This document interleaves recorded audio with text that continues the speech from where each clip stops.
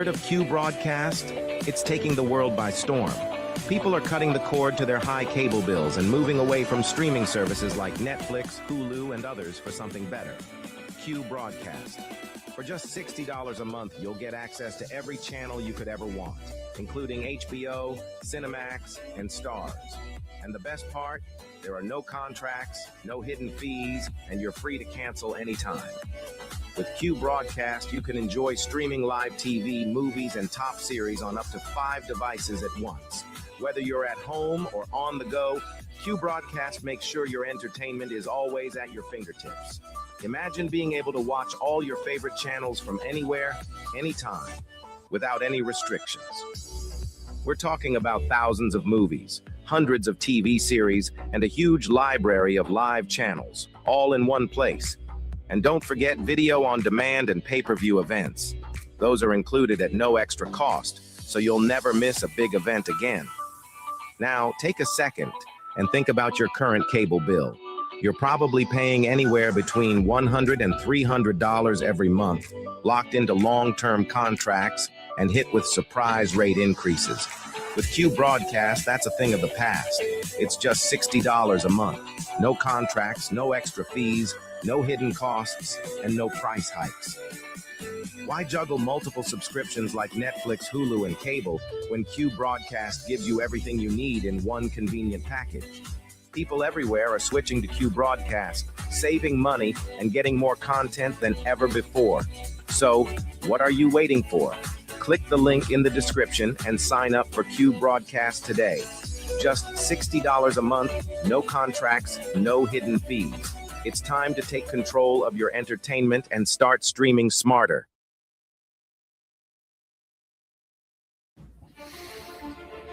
We live in a world where men are told it's harmless. It's just entertainment.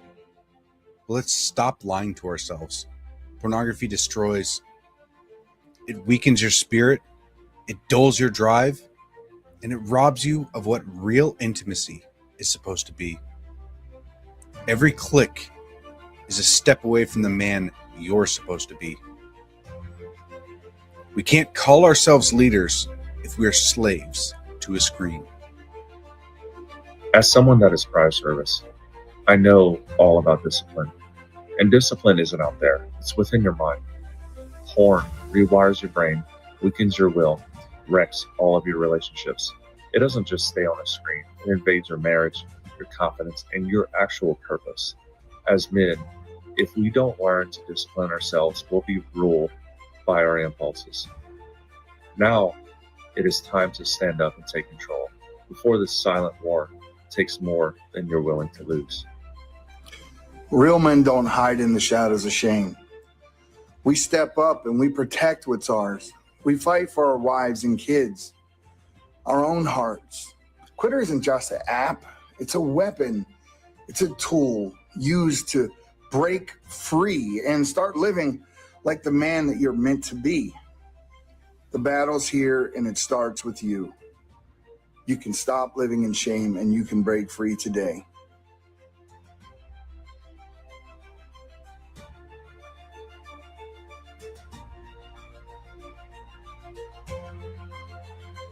Of Q broadcast, it's taking the world by storm.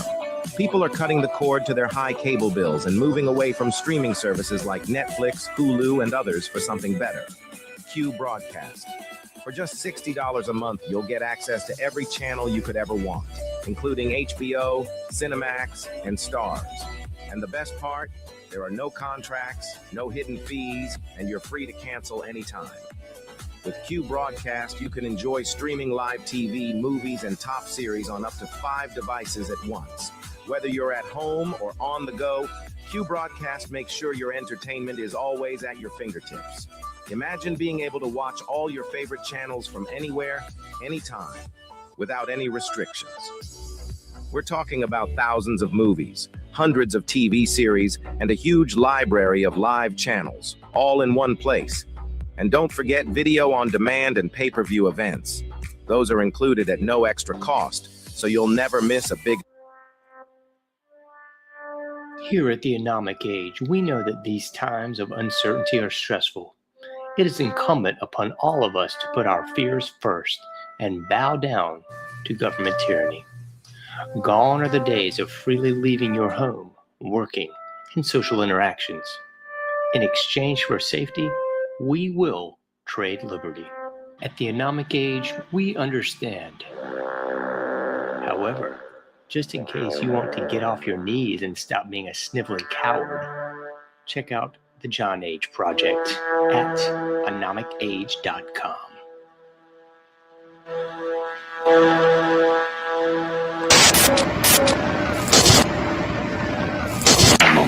Meet Ann Morrissey, who is here with her daughter, Dareth. Dareth is 17 years old. Mrs. Morrissey, I don't have to tell you that most parents would be extremely depressed if their daughter came home one day looking like this. I assume that was your response: shock, anger, depression? What was it? I was extremely angry. I really went bananas. Yeah, how old was she when this happened? Possibly 13, 14 years old. We're talking like it's a disease, isn't it? Well, Yeah. How did she explain it to you, Mrs. Morrissey? there was very poor communication until we went into counseling. And it almost broke up our family. But through counseling and Serena, I can understand it better. What do you understand? That she feels like she doesn't want to be like everyone else, and she wants to be her own person. And through the dress code and her lifestyle, she's expressing this. It doesn't conform with our rules, but we're learning to cope, and it's a very, very difficult thing. Extremely difficult. Dareth, let's let you talk for yourself. You're from Long Beach, California. I just can't handle being like everybody else because that's what everybody else wants, you know. Just because somebody else does something does not mean that I have to do it. You know, I have my own morals and ideals, and I go by them. Are you drug-free, Dareth? Yes, I am. Is this a political statement then? Do you have some misgiving about the society that you see? Yeah, there's a lot of problems, you know. A lot of the people are really aware of what's going on, you know, and I don't like it, you know. There's a lot of problems. What? I don't like the way society is based. What bothers you? Give us some of the misgivings you have. The rich, the poor, the people starving, the wars, you know. Why can't, you know, everybody just get along and just live their life?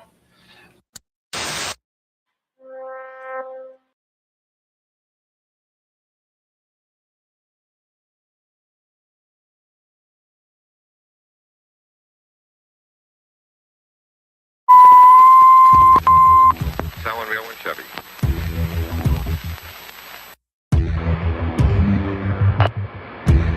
Propagating truth in a world of lies. You are listening to the John Age Project.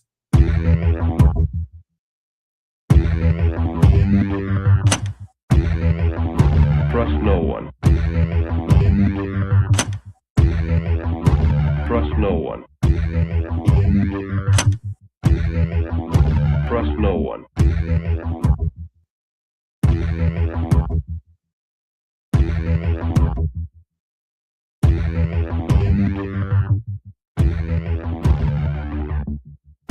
Thank you for joining us today in the Anomic Age. I'm your host, John H. We have a great show for you yet again today. But before we get into any of that, please check out Anomic-Age.com. Share that link with your friends, family, loved ones, and enemies, everyone in between. Share it with those masked fools at the stores, if you will.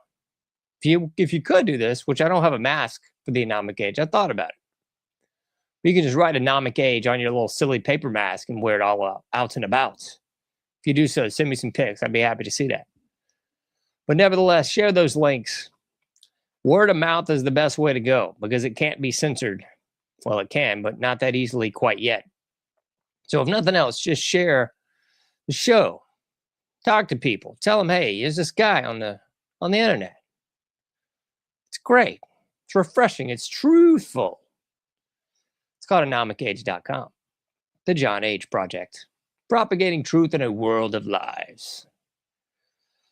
So share that any way you can. I put up a new show last night in the information breakdown portion of the page. So if you haven't checked that out yet, why not? Go ahead and do so. We got all the links working for all the social media. We have the Facebook. We have the Twitter. No, excuse me. We don't have Twitter anymore. It's gone. They kicked me off there in December. I'm still thinking about getting back on there in some sort of alias fashion just so I can communicate with peoples that have no other form of communication as far as trying to get guests and things of that nature. But make no mistake about it, not on Twitter anymore. Facebook, yes. YouTube, absolutely. Brighteon, certainly. And BitChute. We're on BitChute now, too. I'm thinking about Vimeo as well. I just haven't made the effort to do that quite yet. But we're on all of the other aforementioned social media sites. And as far as the daily operation of the show, perhaps the most important, the Patreon and the PayPal links, they're on the mid-right. Patreon link, you can make it a regular thing. PayPal link, you can just do it a one-time deal if you'd like. PayPal.me/Anomic-Age. You can donate directly right now. $5 would be awesome. Even more, even better. Because I keep getting the bills. I got another one today for server space and other goodies. So the bills don't stop, folks. So if you are so inclined, please donate to the program. Also, we have at the very bottom of the page, you can sign up for the newsletter. I encourage you to do that as well. But if nothing else, your thoughts, your prayers, your well wishes are always welcome. You can email me from the homepage of Anomic-Age.com too. And tons of guests, an amazing amount of very awesome guests. And we got another one coming at you today. Today, I'm pretty excited about this show. Not that I'm not always excited about the show, because I am. But certain topics are very much in my wheelhouse and sort of harken back to a lot of those things that really got me interested in such things in the first place. Today, we're going to talk with the author of I'm from the Government and I'm Here to Kill You, the true human cost of official negligence, Mr. David T. Hardy. So I got the mind and the opinion that if you don't know your history, you're going to be doomed to repeat it. And I think that's exactly what the heck we're doing. So for whatever reason, it's difficult to get people to talk about a lot of this 90s stuff. I don't know if it's the really shortened memory that everybody has. We got about 8 seconds now. So if people are just like, oh, the 90s, that was like 2,000 years ago. We don't even need to know about that anymore. But we do. So I'm very happy to speak to Mr. Hardy in just a mere matter of moments. So if you will hold on to your hats and stick around, we'll join him on the other side and get into some very dark side of the force with Waco. Stick around. It is my pleasure to welcome into the Anomic Age today, Mr. David T. Hardy. David graduated in 1972 with a BA from University of Arizona and went on to graduate with a degree in law in 1975 from Arizona also. Both of those are with honors, by the way. He's had 10 years governmental service, Interior Department, Washington, D.C., 33 years in private practice. Experience ranged from Endangered Species and Administrative Procedure Acts to death penalty reversal in the Arizona Supreme Court, and a 5-4 in the U.S. Supreme Court. 26 law review articles authored, 2 cited by the U.S. Supreme Court, and 1 by 11 U.S. Circuit Courts of Appeals, and another by Larry Tribe's American Constitutional Law. Author of 5 books, 1 a New York Times bestseller. Wow. Quite a bit. Thank you so much, David, for being on the program. Oh, I'm happy to be here. Indeed. You don't know how excited, I guess that's probably not the right word, because the topics we're discussing aren't anything to be glorified, celebrated, but it's so good to talk to someone about these things because for me, I graduated high school in the 90s, but like so many folks in high school probably just didn't have that sense of what was going on at the time. I was focused on girls and skateboarding and music and silly stuff like that.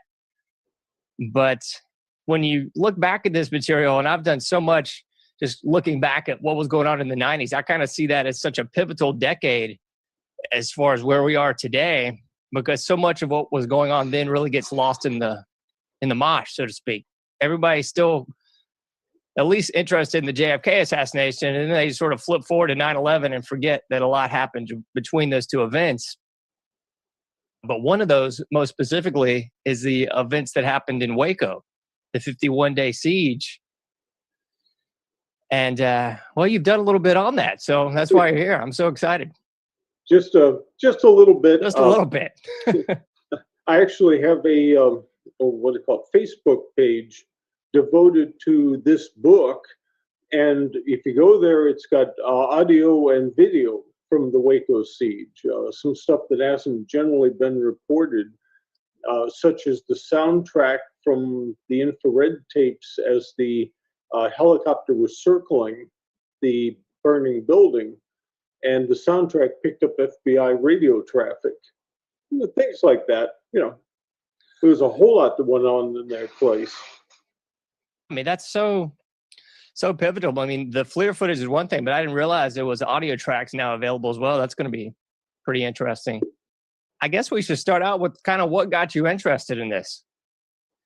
There was so much going on that decade in itself. You had Ruby Ridge, you had Waco, you had Oklahoma City bombing, you had World Trade Bombing 1, Columbine. I mean, there was so much that I think sort of shaped the way that we perceive and react to many of the events that have gone on since then.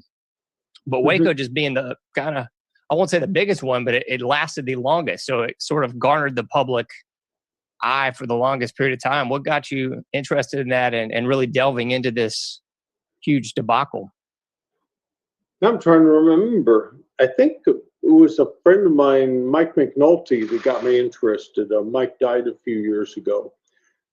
He was producing at that time a movie called Waco: The Rules of Engagement. It was a first-rate movie and went on to be nominated for an Oscar in the documentary category. So he and William Gazecki and Dan Gifford were working on that film. Did a professional job, but that sort of got me interested, and then I started doing some Freedom of Information Act requests and lawsuits, and the government agencies were patently lying. I mean, lying to the point of stupidity, and that sort of got me stirred up, and so I kept on pressing ahead with the Freedom of Information Act suits, and in the end won them, and they handed over literally about a cubic yard of video and audio tapes together with a bunch of documents. And to give you some idea of the documents, one of them was, well, to back up, for weeks before the first day's raid, the shootout with BATF had some undercover agents in a house across from the Davidian house. Since we're in the countryside, we're talking a couple hundred yards away, but facing the Davidians' house, and they were supposed to be observing. And supposedly, nobody could arrest David Koresh, the leader, peacefully because supposedly he was a paranoid recluse who never left the Davidian building. Well, one of the documents they had to cough up told what the agents in the undercover house had done a week before the big bloody shootout. They went shooting with David Koresh. I'm not kidding. This is an ATF's own document. They went over there, knocked on the door, and this man who supposedly could never be lured out of the building said that they wanted to go shooting with their AR-15s in the open land behind the Davidian place. And David Koresh said, "Hey, I've got a bunch of ammo for those. Can I come with you?" And they said, "Well, yeah." And so they went out there. They had all the guns. Koresh was carrying the ammunition. Okay, this was the man they supposedly could never get out of the building so they could peacefully arrest him. They're out there snapping caps with him. I mean, it's just unbelievable. But here's the ATF's own official report on that day. Yeah, that's kind of the accounts I heard also. I mean, I heard that he would sort of jog outside the compound and go out and walk and exercise. And I'm thinking, man, he couldn't have just pulled up in a police car and probably said, hey, could you come talk to us for a minute? I mean, Yeah, well, that's what the sheriff said. He said if they told him, he would have just called. Well, yeah, he and Koresh talked all the time. He would have just called him up and said, hey, they got a warrant for you. Come and turn yourself in. So, yeah.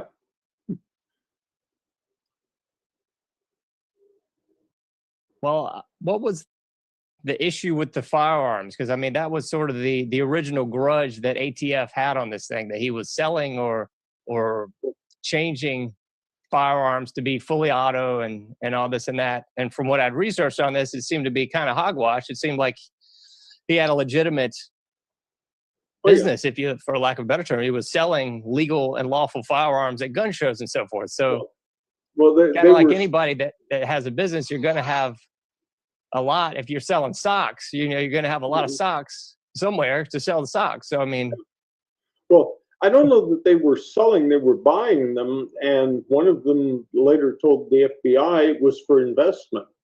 I've got to say, you know, at that point, AR-15s were going for $400.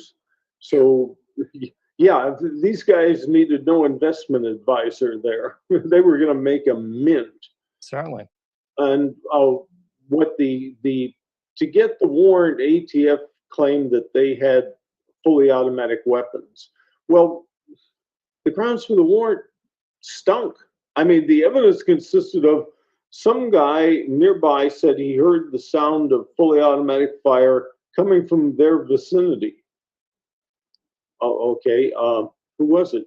Was it somebody they let come on their land? Was it a neighbor? Did the guy who was firing have a federal permit to own it? So that's not probable cause to, you know, fashion a door and search the place. You need more than that. Yeah, that's hearsay at best. Yeah. And I mean, that seems to parallel a lot of what we got going on now with the red flag gun laws, where anybody can just say, hey, you know, I heard David's got operational tank in his backyard shooting off rockets or something.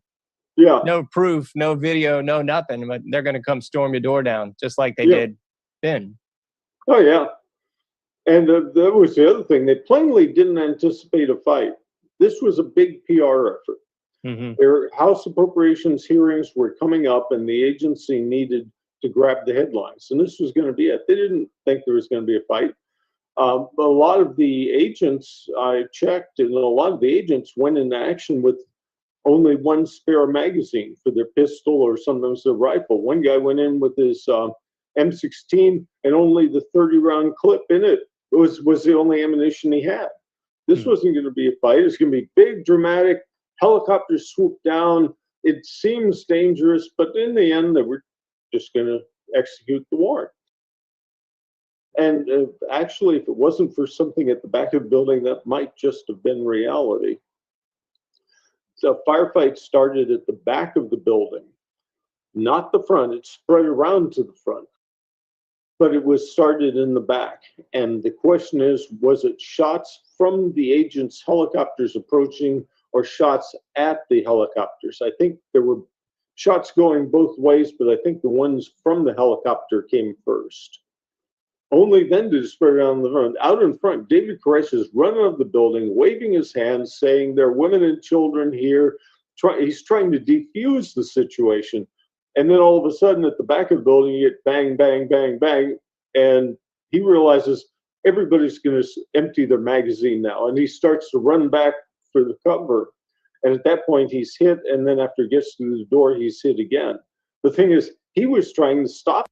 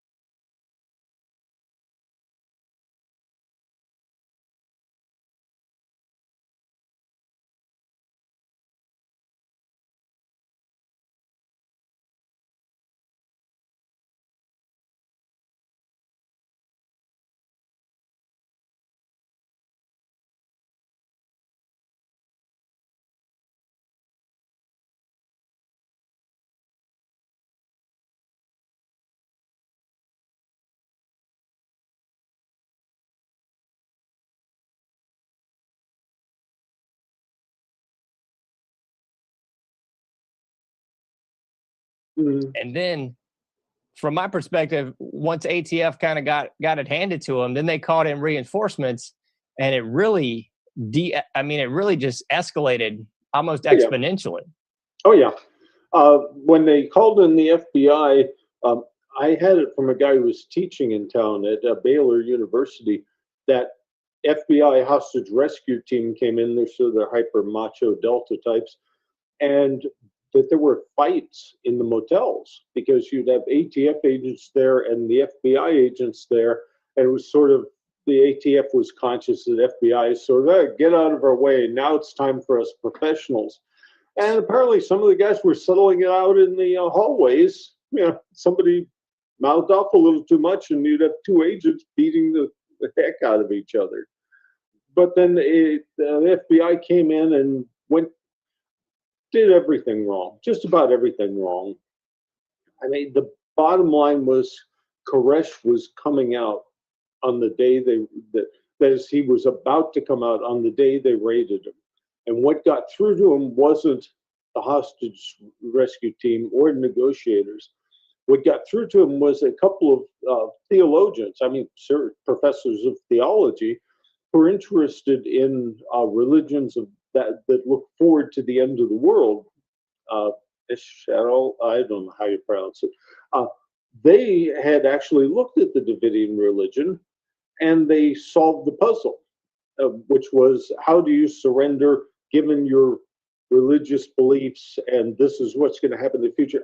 How does your surrender fit in with that? If it fits in, we surrender. And so these guys went on a radio program that they knew the Davidians listened to, and essentially demonstrated that if you take the Davidian view of scripture, of duty, right now it's actually your duty to surrender, not to hold out. And Koresh immediately began sending out things to the effect of that obviously he'd listened to the broadcast, and he was writing up a quote-unquote little book, which has scriptural, to explain his view of things, and that when that was done, he would turn himself over for judgment. Okay, problem is about to be solved. He's not the fastest writer in the world, so probably another week, they estimated. So they pumped the place full of tear gas and stormed it anyway. Wow. So if they would have just stuck around for a little bit and let things sort of de-escalate from the full 5-alarm fire to a calm, then we could have probably not had all these men, women, and children just murdered like this. Sure. When they went in, there was a civil suit after this, and I was in the room when they took the deposition of, I think it was Danny Colson, who founded the FBI hostage rescue team. My personal impression is if they'd left Danny Colson in charge of it, no one would have died. That is beyond the first day's casualties, because he was aggressive, but a wise man too, and his successor was just aggressive. And they FLIR, the infrared video from above showing tanks actually crashing into the building and entering almost their full length. They showed that to him, and he was astonished. He said he'd been in FBI headquarters at the time, and he had no idea the tanks were just totally smashing into the building. So that much was being hidden even from headquarters FBI. And the other thing was that I mentioned some of the soundtracks that were picked up on the aircraft's audio. Well, it has a video recorder for the infrared tapes, but that also had a soundtrack you could turn on and off. And at certain points, they made the mistake of turning it on. And in one of them, the FBI commander at the scene, he's the guy in the big M1 tank, is talking to the overall FBI commander at a headquarters about a mile away. And the guy at the scene is screaming for fire engines because he can see the fire spreading. And the overall commander is, who cares? And after a couple of minutes, the guy at the scene is, where are the fire engines? And the other agents are reporting there are none here. And the answer is the guy in overall command had stopped the fire engines from responding. Mm-hmm. And finally, the guy at the scene says, "Where are the fire engines?" The overall commander says, "They're for the women and children, right?" And the guy at the scene says, "That's what we're trying to do." And the commander says, "No one else, I hope." So, Jeez. yeah, he's on tape. You go to the Facebook page. I'm from the government. I'm here to kill you. So you can hear the audio. I mean, I think that's one of the things that was so disturbing to me, and probably something that most people haven't seen. I mean, I think a lot of folks that were even during that era were just kind of like, "Oh, it's a bunch of crazy people. Let's go about our lives." But when I was rewatching a lot of this material and just researching it, that's what was so disturbing to me, is that they were laying out what, in my opinion, was at least military tactics that you would use on a foreign enemy on domestic soil. I mean, it seemed once the ATF was gone, they did bad enough. But then they rolled in the FBI, and like you said, there are a lot of special forces and other, if they're not still military contractors or retired special forces, what have you, but they're going to use those folks on domestic soil. So I don't know if it's a direct violation of posse comitatus or at least pretty bleeping close. But I mean, when you got M1 tanks rolling through buildings, you got them using psychological warfare techniques out there. And again, I can't recall the FBI head's name that was saying, "Oh, I don't even know what psychological warfare stuff is." I was rewatching some of this recently, and I was thinking, yeah, come on, man. You're playing all these disturbing sounds. You're showing lights and stuff outside. This is psychological warfare 101. You're keeping your enemy awake so that they can't get enough sleep to operate and sustain a normal bodily function. So what do you think that's going to do? Yeah. And keep in mind, there's women and children in here. This is not an occupying army. This isn't the Taliban. This isn't the Vietnamese, the Japanese, whatever you want to put on it. This is American people here in Texas. Yeah. If I recall correctly, 2/3 of the Davidians, when they started out, were women and children, mostly older ladies. Mm-hmm. And of the men, I don't think a single one had had a day of military training. And one of them I know told me that Koresh took him out to teach him how to shoot. And so he fired a few rounds from a rifle. And I said, well, actually, someone else asked me the question, what type of rifle was it? He thought for a while and said, a black one. I mean, this is not you're not exactly up against commandos here. You're up against the guy who doesn't even know one type of gun from another, just their color. And they were being built up in the media to be this incredible, revolutionary, mad dog fanatic sect that probably makes the Taliban look reasonable. No, these are women and children and guys who barely know what a gun is. It was just unbelievable in that respect. And you look at the orders that were given. We're talking about the military. I got documents in Freedom of Information Act that the FBI was basically letting military contractors come out there to test out their equipment.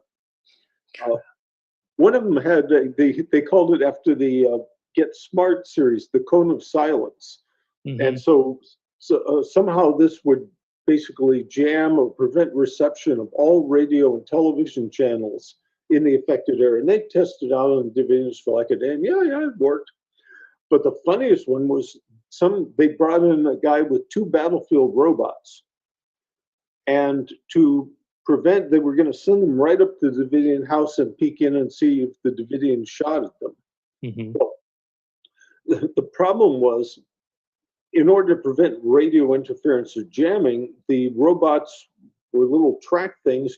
They trailed out an optical cable behind themselves, and that's how they communicated.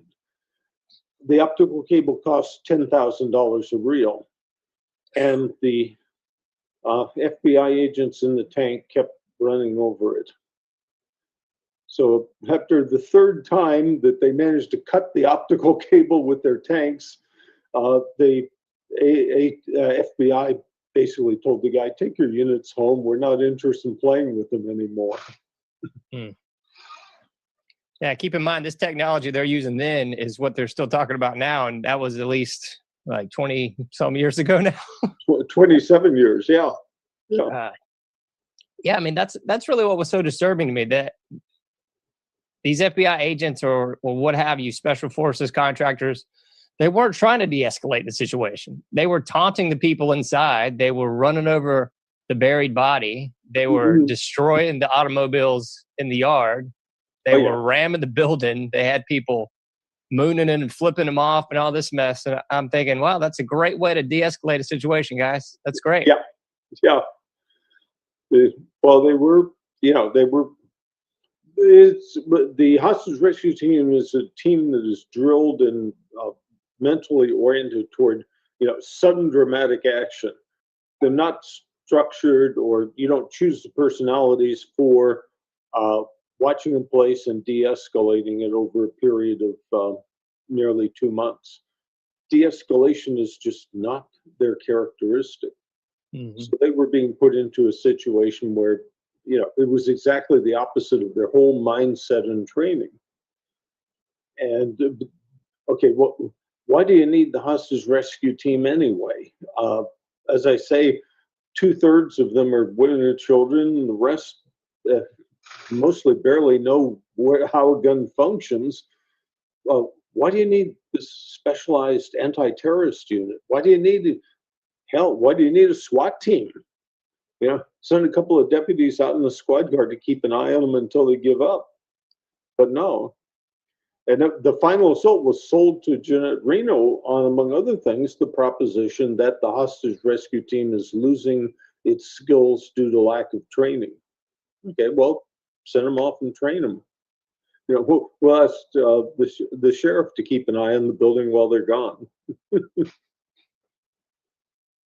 seemed to me like they let the frat house kind of run the university for a minute, and things just really went south.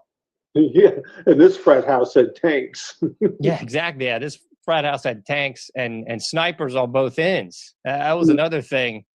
They had Lon Haruchi, the same sniper from Ruby Ridge, set up out there in the field. And if you look at, they've got a crossfire. So you're really not going anywhere. They've got folks in the rear and folks in the front, and pretty much anything on either side or in the center that moves is going to get taken down. So it's not as if it was some welcome wagon. Hey, we're going to put down our weapons. If you guys want to come out, we're not going to kill you. Yeah. So, I mean, as I say, they could just have pulled out and left the sheriff at Sheriff Harwell, let us know when they're ready to surrender. Okay. Would have saved a whole lot of lives. It seems like there was no communication with the sheriff, before they began this operation. That would have just made too much sense, I guess. Yeah. I think the 911 was alerted that a raid was going to go down, but nothing beyond that, nothing how to reach us or anything. And so 911 was getting all these calls, and not only the Davidians calling, but their neighbors calling in saying there's a firefight, somebody saying there's a plane crashed, which one of the helicopters had to land. It didn't really crash. That sort of thing. All this chaos because nobody prepared for anything. Yeah. I know one of the other big question marks to a lot of people with this incident is the fire. Mm-hmm.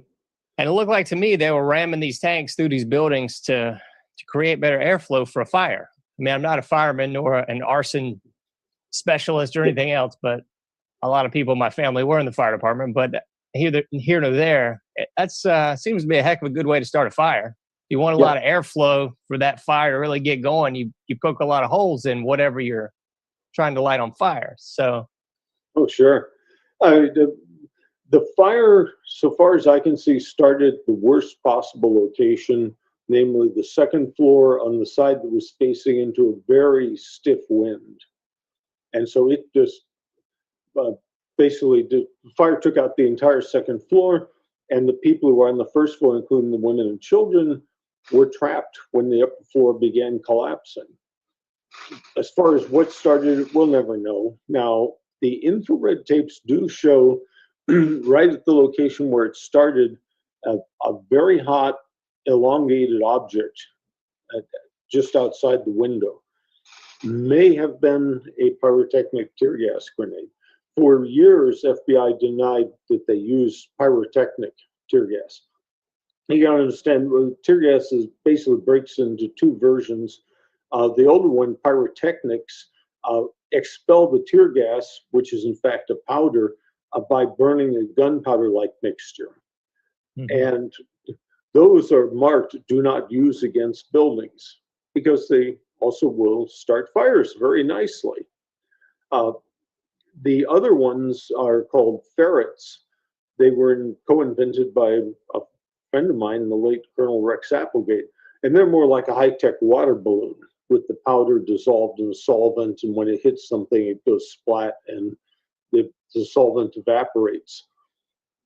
FBI denied using pyrotechnics, but I figured that out a long time ago. One of my first efforts in the field, I was listening to congressional hearings, and Clive Doyle of the Davidians said we could hear the ferrets hissing under the furniture in the room.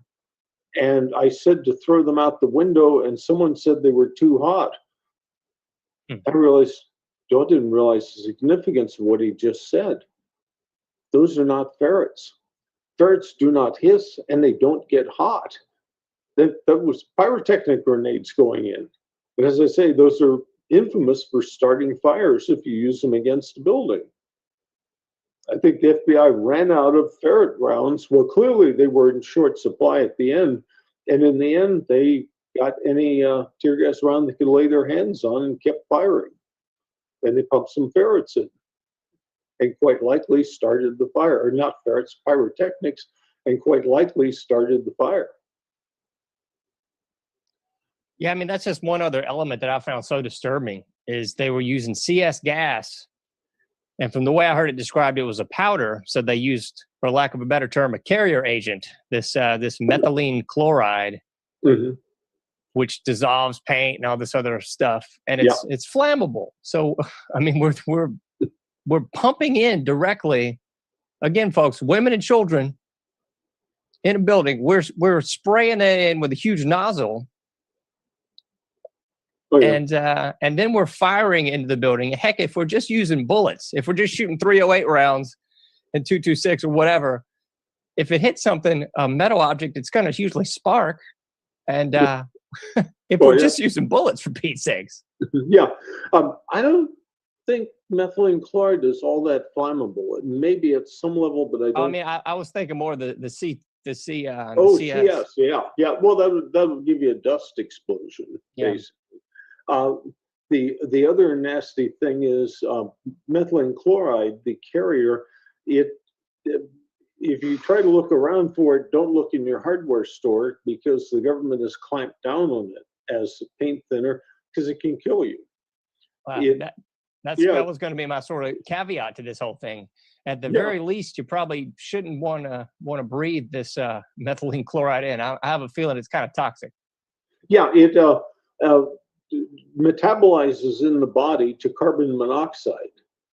Very significant levels of carbon monoxide, and it's heavier than air, so it will settle down into low-lying areas. There have been a few deaths of people who used it as paint thinner in their paint remover in their basement due to carbon monoxide.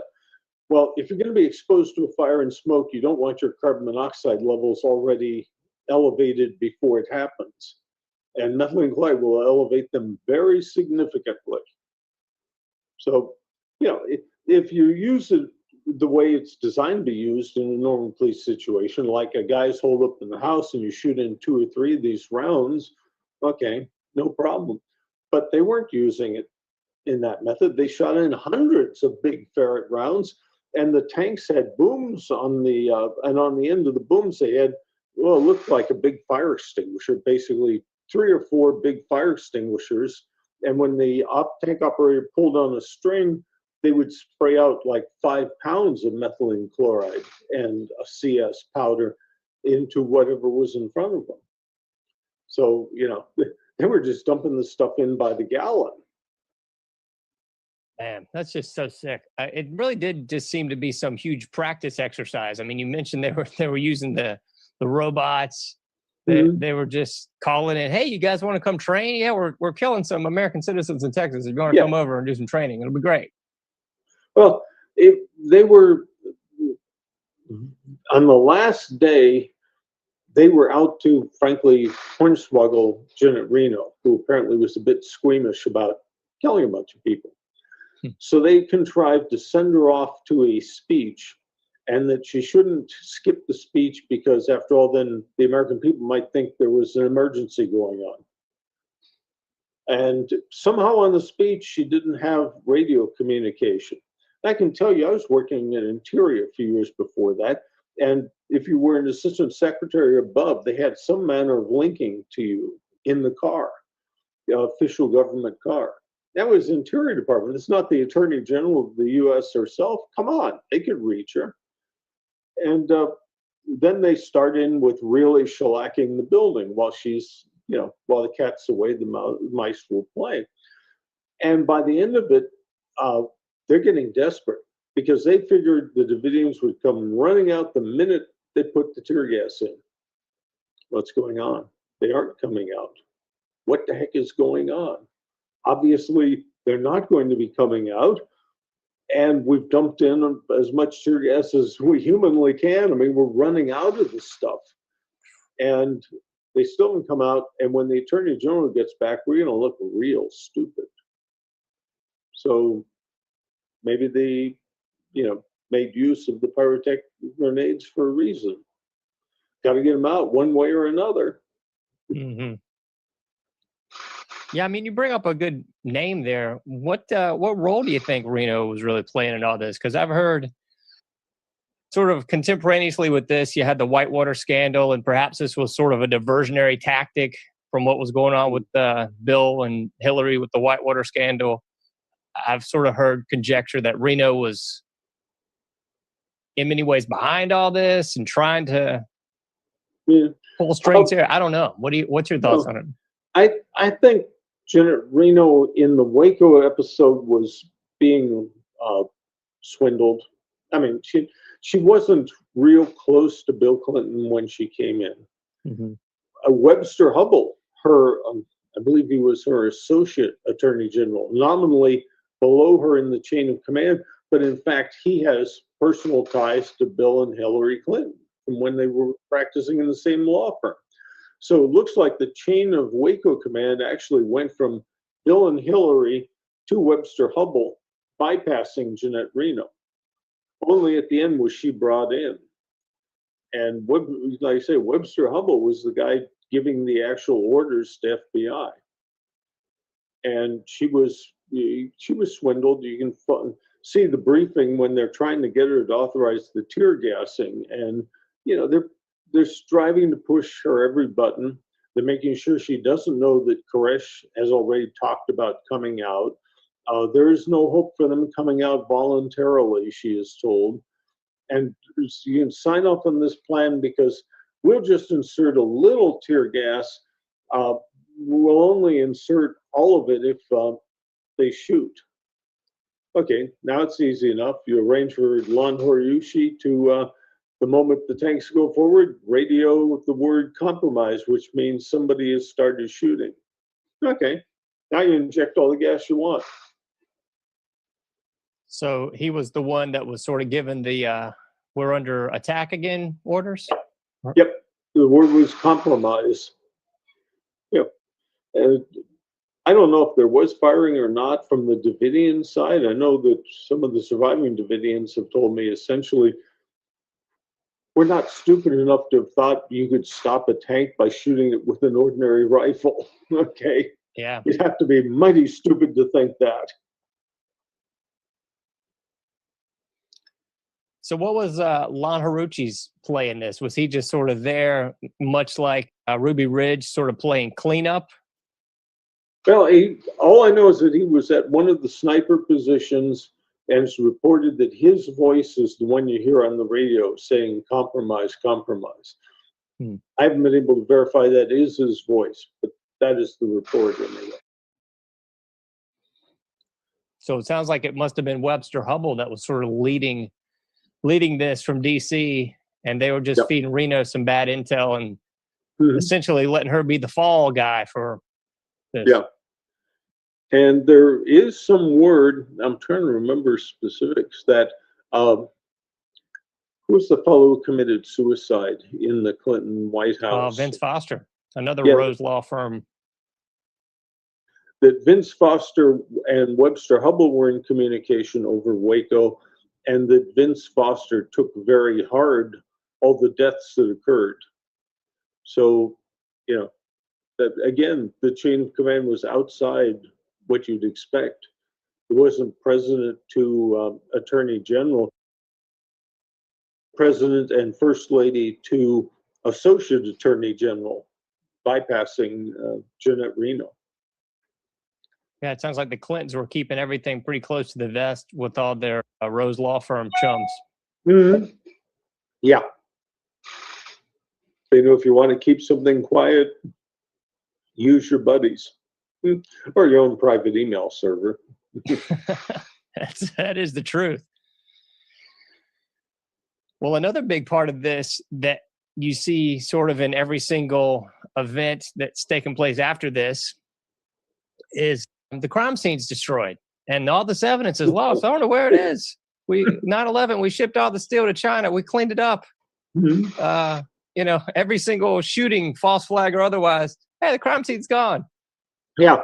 Where's the school in Connecticut? Oh, we tore it down. It's gone. Waco was exceptional there. Well, first of all, they did search the crime scene, but the strange part is the Davidians had a big double front door, and it was one of those that's made out of basically stamped sheet metal with wooden frame inside. And throughout the siege, the Davidians were taunting the FBI that one half of it, I forget whether it was left or the right, one half of it would prove they had not started the firefight because all the bullet holes through it were coming into the building, not going out. And, you know, after the fire, that half of the door vanished. The other half survived. I've seen it with my own eyes. That half of the door just somehow, from a tightly controlled crime scene, which was searched using tapes so that you would have a grid of 1 yard marking each area and you know where you found some, that door just must have flown away. And the other thing was, after they were done picking over the crime scene, they got somebody in the state Department of Environmental Quality or something to rule that the site was a hazardous waste site due to all the expended bullets. And so they literally bulldozed the ground. I mean, demolished everything and then literally bulldozed up the earth. And I assume took it off to a toxic waste dump. So yeah, one of the more thorough cases of wiping out evidence I've ever heard of. In fact, the most thorough.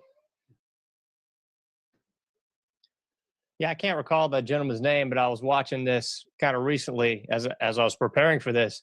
But I think it was someone from the medical examiner or whatnot was just filming the area, sort of in the process of the cleanup and sort of noting where the that wasn't a grain silo, I guess maybe like a water tower and whatever the remnants of the site were. And they confiscated the tape. And of course, they just couldn't get the tape back. We lost it. We don't know where it is. We have no chain of custody. We have no chain of evidence. I don't know. It's just like a library book. I don't know where it is. Yeah. Oh, yeah. There was that. There was, trying to think. Oh, the other evidence that vanished was the deceased Davidians were being stored in a refrigerated. The bodies were being stored in a refrigerated trailer, and somehow the power went off. Good grief. I didn't know that. Coincidences, inside coincidences. When I started to sue ATF over the Freedom of Information Act, they admitted they had, I believe, 4 cameras trained on the Davidian house at the moment the raid went down, and they couldn't find a single videotape from any of them. And finally, they coughed up one. And I went back to the court and said, this is supposedly the only videotape. You can see 3 other agents with video cams. Okay, this is not the only videotape. So they coughed up one more and said, that's it.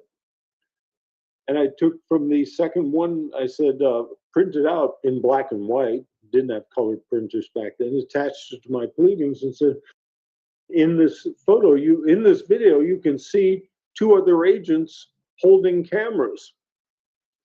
And they responded, no, they're both the same agent, and it's the one we already gave you.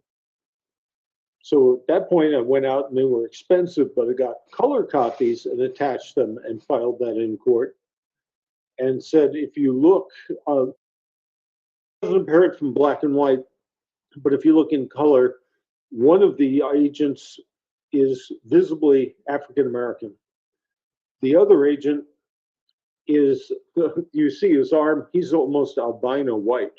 Mm-hmm. So unless this man has had a strange arm transplant, these are 2 different people. Yeah. And then they finally coughed up another tape. So. Wow, I didn't know that at all. That's totally insane. Mm-hmm. Yeah. The judge thought so too. The missing tape must be somewhere where the Jeffrey Epstein tape is and the tape from the Pentagon lawn, because they're all missing too. It's just funny. Yeah. That's what's so silly is they expect the American public to believe that when they run these operations or at these different facilities, there's nothing, they're not doing any filming. Of course they do. Yeah. They want to, if nothing else, CYA. So they're going to film these operations going on. How unfortunate that the cameras failed at the wrong moment. Yeah, sure. Wow. Well, that one's news to me. I didn't know that one. Mm-hmm.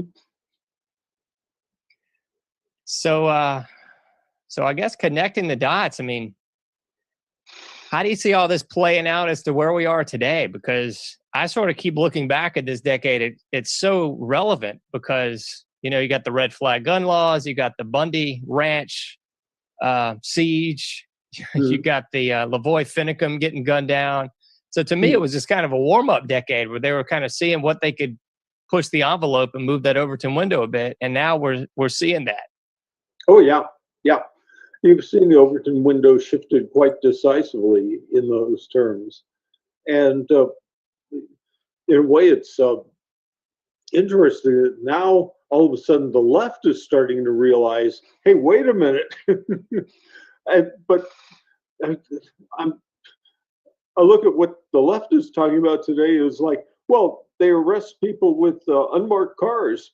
Going, where were you guys at Waco? Okay? Yeah. 100 dead, and we're arresting people with unmarked cars. Stop experiencing bladder incontinence due to stress over this little thing, and worry about the decade that you spent building it up and supporting all of this. I mean, yeah, Ruby Ridge. Okay, so a few people got killed. They were sort of right-wing anyway. Waco, same thing. And actually, it's not clear David Koresh was right-wing or left-wing or anything else. He's often a religious world, not worrying about politics. Anything else? So long as you're doing it to conservatives and right-wing, that's okay by us. We don't worry. No. Then they wind up arresting somebody using an unmarked car, and all the leftists running around in circles screaming their heads off. Hey, guys, you brought a lot worse than this on yourself. Yeah, I mean, if I'm not mistaken, they had someone infiltrate the group and everything, and they sort of knew the gig was up when they were doing the raid. Somehow word got back. Oh yeah, to the Davidians, and they knew what was coming, and they could have called the whole thing off. They could have said, "Hey, somebody, coach, blow the whistle. We're going to run this play again." And they know we're coming. Yep.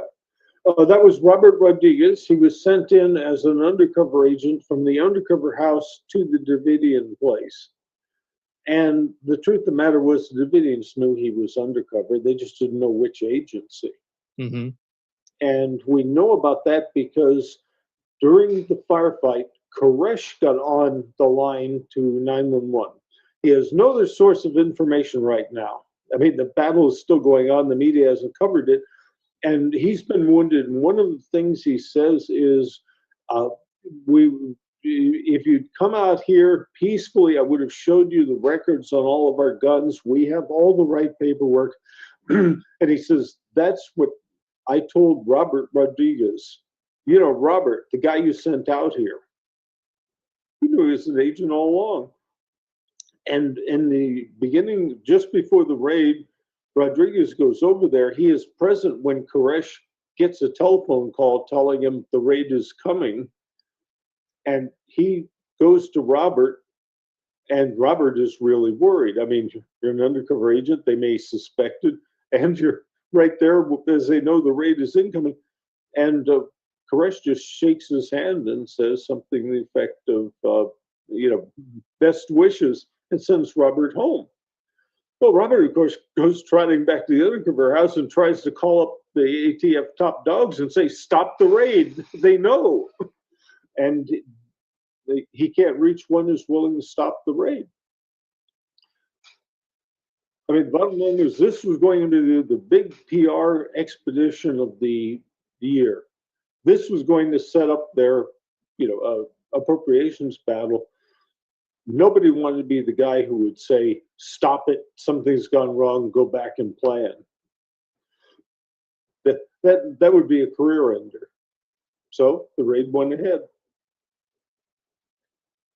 That's just so sad. It's just so ridiculous that this whole thing could have been avoided. Oh, yeah.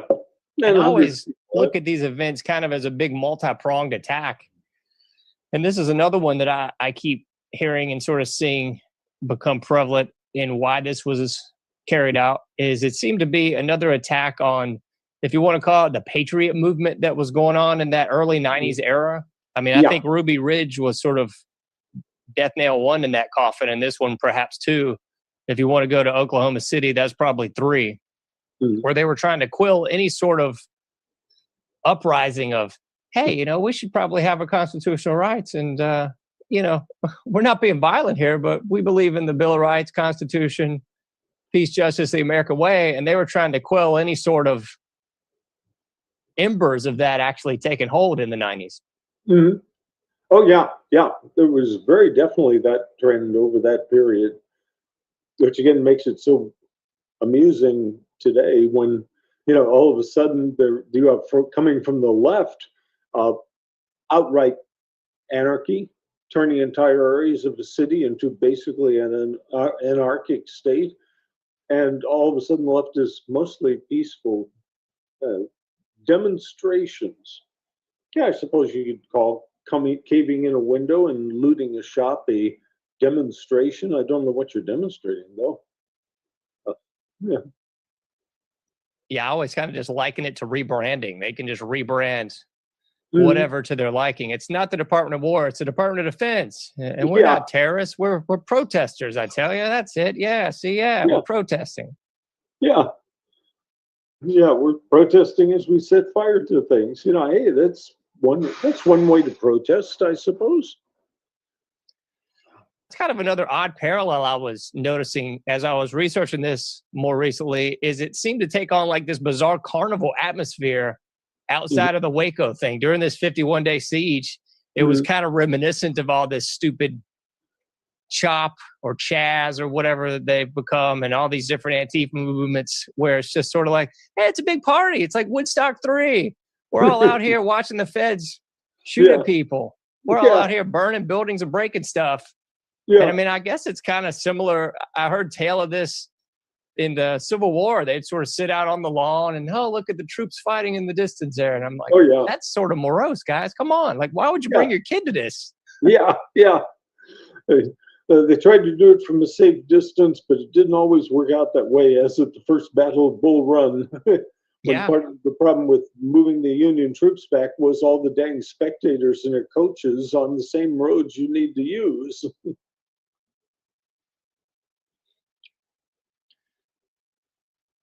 Well, is there anything we can take away from all this? Yeah, watch your back. Yeah. No, it's just the the reason I wrote the book was I'd practiced both in private practice and government work for 45 years. And I thought it was grossly unfair, the burdens that the law puts on anyone who wants to sue the government. It's just so plainly the deck stacked, mostly by the courts themselves, not by Congress. The deck is stacked so firmly in favor of the government on the rationale that unless you let the government kill you by negligence, well, we'd have to shut the place down. Well, who would run a company on that basis? I mean, if General Motors said, unless we're allowed to kill people by negligence, we'd have to shut down, everyone would say, then shut down. But that's what led me to come out with the book. And I hope people can take lessons away from it. Beyond the headline and all the hoopla, what actually became of those poor folks that actually survived this? Do you have any idea? Because I saw some of this in the hearings and the trial footage and everything like that, but I mean, it was just so startling and just horrible. I can't even imagine. Mm-hmm. I remember one of the gentlemen talking about the children and everybody just burning alive. I mean, that's what was going on here. It's hard to reconcile that. I think the average citizen, it's hard to reconcile that. But this happened here on our soil. Oh yeah. By our government. And that's, I think, one big disconnect that I always have, because I'm not here to lionize nor demonize police or law enforcement or military, but you often hear this argument, oh, well, the government would never come house to house and take your weapons, or oh, they'd never kill you in the street and take all your. And I'm thinking, did you guys miss the whole 90s decade? Did you miss Ruby Ridge and Waco? I mean, not only will they have, they'll do it again. Lavoy Finicum, Bundy Ranch siege.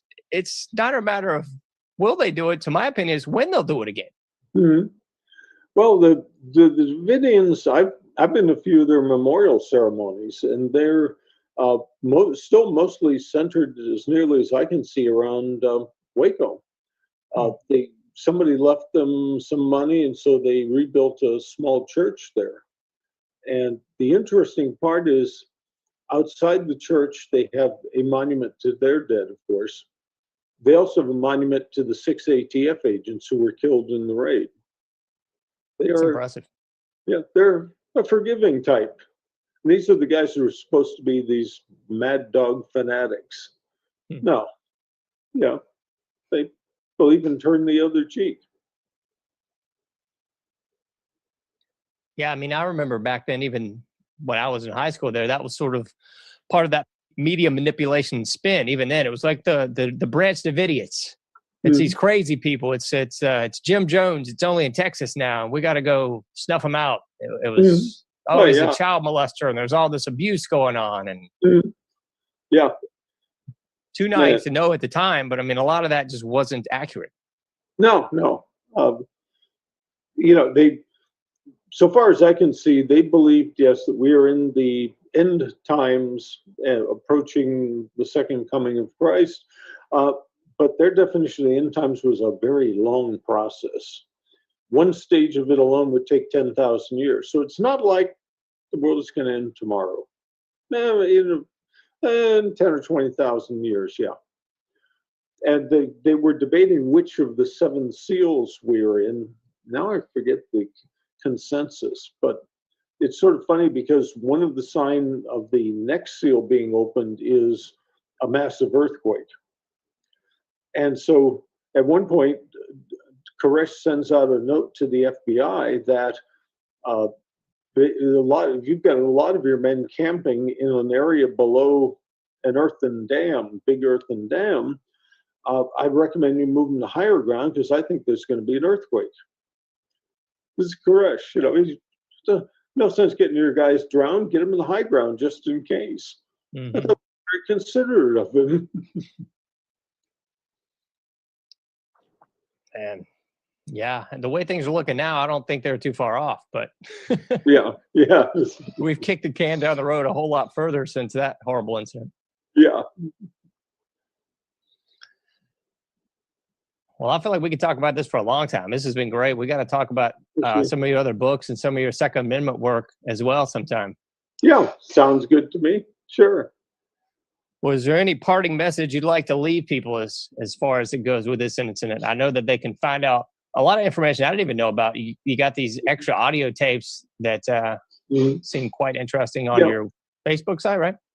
Facebook, yep. It's for the book, and I'm from the government, and I'm here to kill you.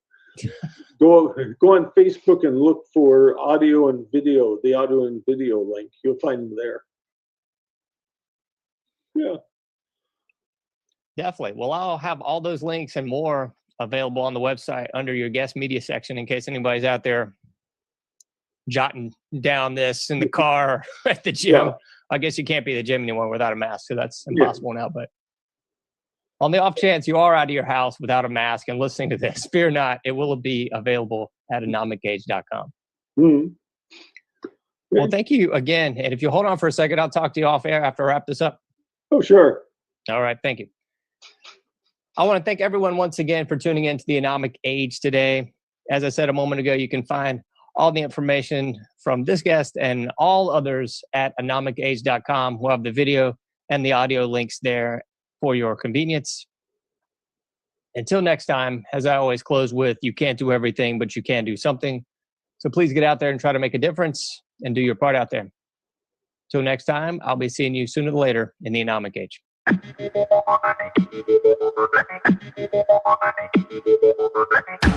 Thank you for listening to The Anomic Age, a John Age project. For past shows, further info, and to comment, go to Anomic-Age.com. That's ANOMICAGE.com. Till next time, thank you for listening to The Anomic Age.